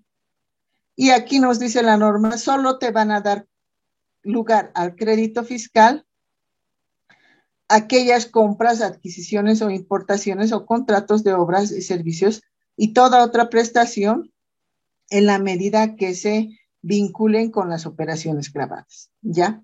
Entonces, en el débito, por ejemplo, nos decía, tú vas a calcular tu débito aplicando el 13% sobre tus ventas. Y aquí nos dice, tú vas a obtener tu crédito aplicando el 13% sobre las compras que hayas hecho, pero solamente por las compras que se vinculan con la actividad grabada. Y aquí nuevamente les pongo en consideración este tema que es de mucha discusión. Es importante que ustedes lo tomen en cuenta. ¿Por qué solamente se consideran las facturas de compras de operaciones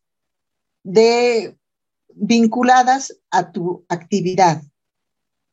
Lo que les decía, por ejemplo, un fabricante de zapatos, ¿ya?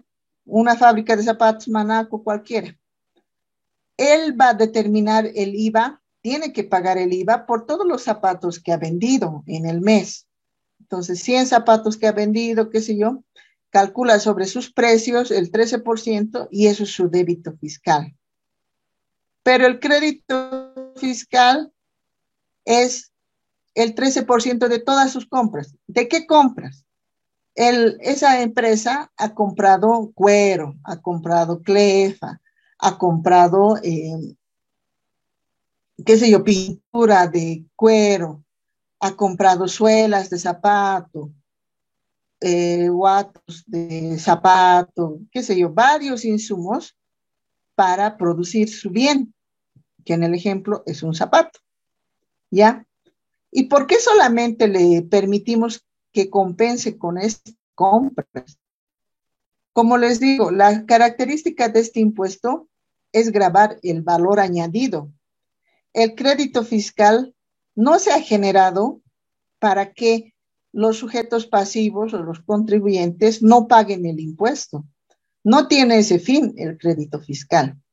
El crédito fiscal ha nacido con la idea de que en realidad, como esta empresa, esta fábrica produce zapatos, ¿cómo vamos a calcular el valor agregado que le está agregando, que está generando esta actividad económica?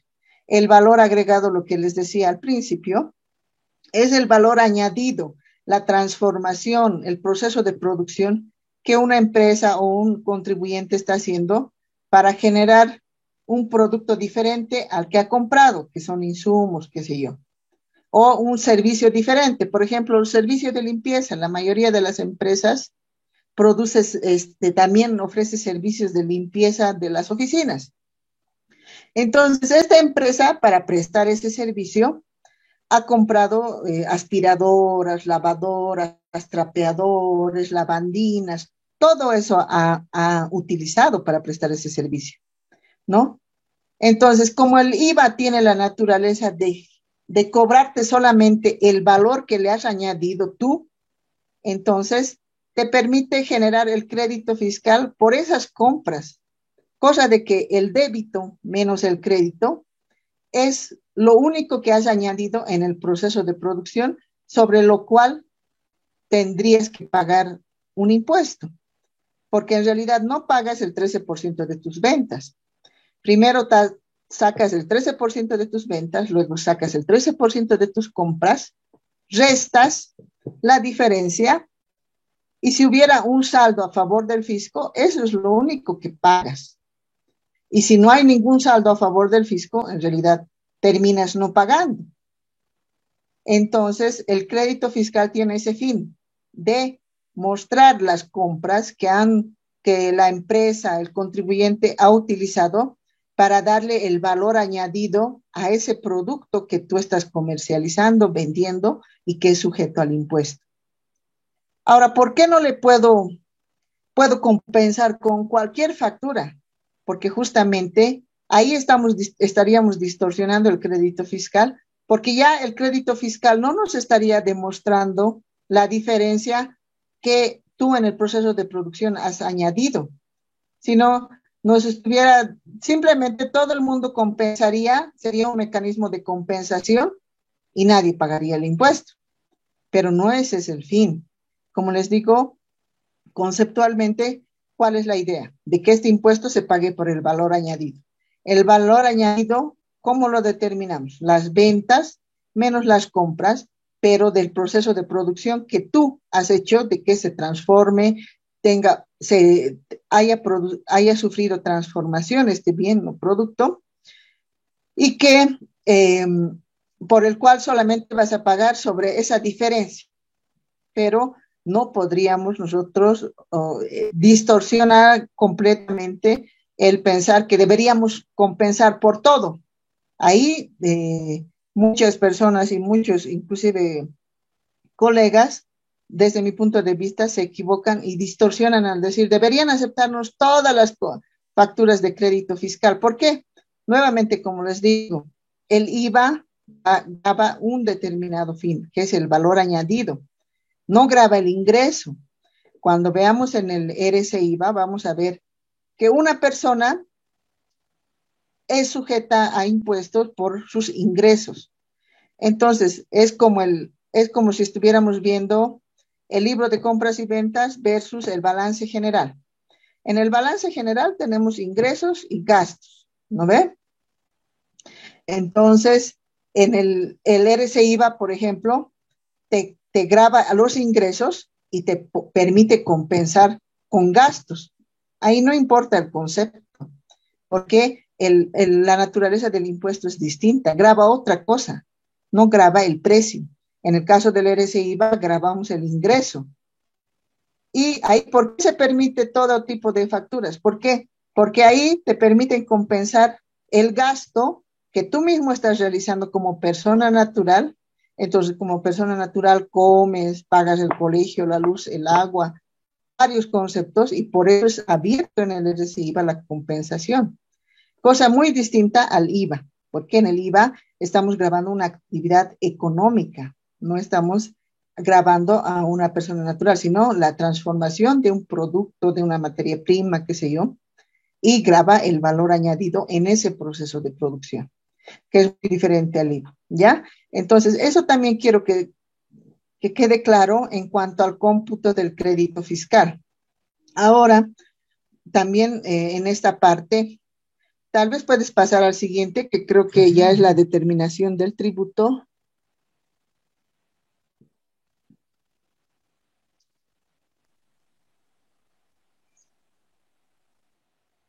Esto todavía no lo vamos a ver.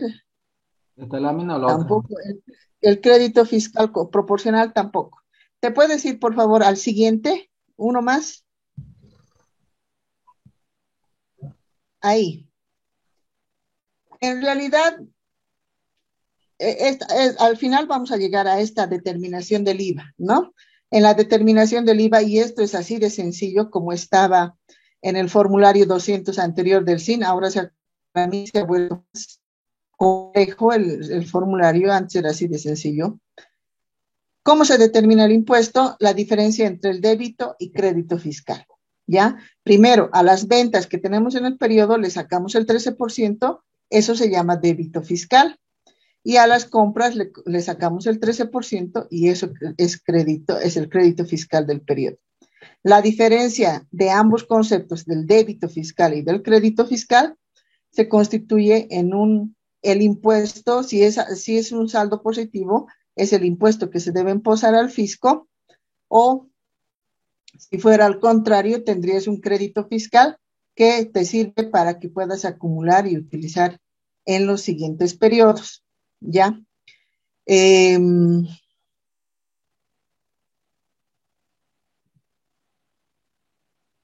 Lo que quería comentarles en el crédito fiscal, que la norma establece que para que puedas computar el crédito fiscal de tus compras, tienen que estar vinculadas con las operaciones grabadas. También es importante que tomen en cuenta que ya se ha constituido como jurisprudencia, pero no por una sentencia constitucional, el hecho de que además de la vinculación para el cómputo del crédito fiscal, tienes que demostrar el pago, el medio fehaciente de pago, que en la ley 2492 se ha establecido como un mecanismo de control, pero además de ser un mecanismo de control, de verificación de que se ha hecho un pago, se ha constituido como un requisito más ante la administración tributaria cuando tienes que demostrar el crédito fiscal que tú tienes derecho, ¿ya? Entonces, uno es que esté vinculada a la actividad grabada, es un requisito. Segundo, que tú tengas los medios o comprobantes de pago, sea transferencia bancaria, recibo, qué sé yo, pero tienes que demostrar que ha habido un pago efectivo por esa transacción. Y la otra es la realidad económica, ¿no? La realidad de la transacción, que se haya efectivizado esa transacción y que sea una operación real. Entonces, ¿cómo puedes demostrar esto? A través de un contrato, qué sé yo. Tienes que tener los documentos suficientes para demostrar, digamos, es la compra de un bien. Se supone que ese bien ha entrado a formar parte de tus activos fijos, se ha depreciado, entonces de esa manera tú demuestras que ese bien existe, ¿no? No que ha sido una operación ficticia. Entonces, esas tres características o tres requisitos ya se constituyen en indispensables para que una empresa pueda computar el crédito fiscal. Y si quieren, para los que les gusta leer, curiosear un poco, pueden revisar los resoluciones jerárquicas de la Autoridad de Impugnación Tributaria en las que ya han determinado en forma tácita de que tienen que cumplirse 3 requisitos mínimos para que tú puedas computar el crédito fiscal. ¿Ya? ¿Alguna consulta hasta ahí? Licenciada, una consulta entonces en este sentido, cuando habla de las empresas industriales o las empresas que transforman la materia prima, las empresas de servicios serían las más afectadas, las más golpeadas y pagar más en el tema de débito-crédito, ¿o no es correcta esa apreciación? Una empresa de servicio versus una empresa que vende un bien o Claro, servicio. una empresa de servicios tiene tal vez poca compra de material como tal, pero también tiene por otro lado, bueno, en el caso del IUE es lo que tiene la contratación de personal. Pero ¿qué han hecho las empresas? Y eso te comento también, que sabemos que en nuestro país los contribuyentes también son muy ingeniosos, ¿no? ¿Qué hacen las empresas? Como en el caso de prestaciones de servicio, lo que compran en material es muy poco, más se utiliza servicios, qué sé yo, personal, digamos, como les digo, en el caso de limpieza, por ejemplo. ¿Qué hacen ahora las empresas? Como esa persona no le daba factura, ahora hacen contrataciones con esas personas, cosa de que las personas se constituyen en prestadores de servicios y le tienen que facturar a la contratante, ya no tienen la relación de dependencia. Entonces, de esta forma, las empresas de servicios han encontrado este mecanismo para que su IVA no sea tan alto, ¿no? Porque como hacen la compra de pocos insumos, podríamos decir, y por el lado de los gastos que realizan en la contratación de personal, han optado por exigirles a los que les prestan el servicio que les emitan una factura. Y si no les emiten la factura, se considera como una prestación de servicio sin factura y te hacen la retención del ITE y del IUE, ¿no? Entonces, te podría decir que esa ha sido la forma en que las empresas de servicios han optado para que su IVA no sea más alto, tal vez, que una empresa que comercializa bienes. Muchas gracias. ¿Ya? ¿Alguna otra consulta? Ya nos vamos a despedir por hoy.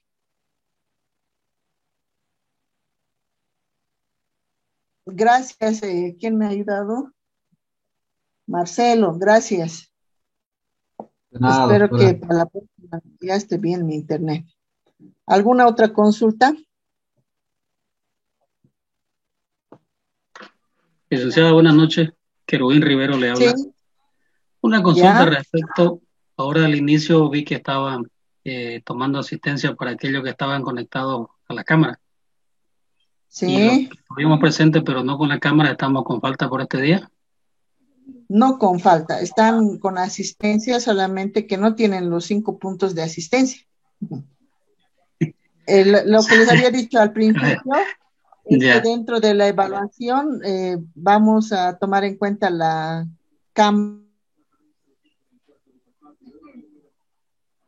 Licenciada, una consulta.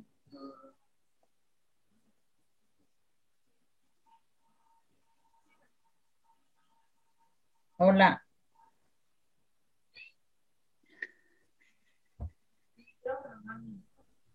Se nos fue la Alicia. Buenas De noches. modo que Hola, ¿me quedamos escucha? quedé no con falta, pero no con asistencia. Bueno, hasta luego, compañero. Buenas noches. Licenciada, ¿se fue ya la licenciada? Ya no está. Compañero, una Buenas consulta. noches, estimados estudiantes. Creo que la licenciada tuvo un problema con la señal. Escuché entrecortado pero alguien comentaba acerca de la asistencia.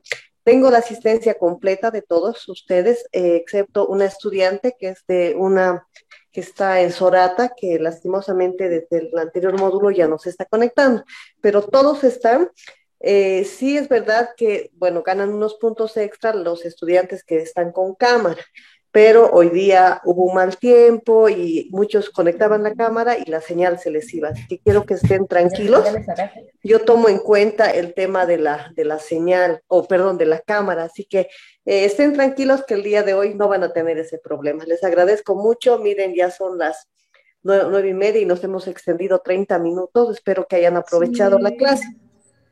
No sé si la docente ya volvió. Creo que no. Creo que no se despidió, ¿verdad? No. Seguramente tuvo algún problema. Nos vemos el día miércoles. Si tienen alguna duda o consulta, el día miércoles lo resolvemos. Buenas noches a todos. Buenas noches. Buenas noches. Hasta mañana. Buenas noches. Gracias, buenas noches.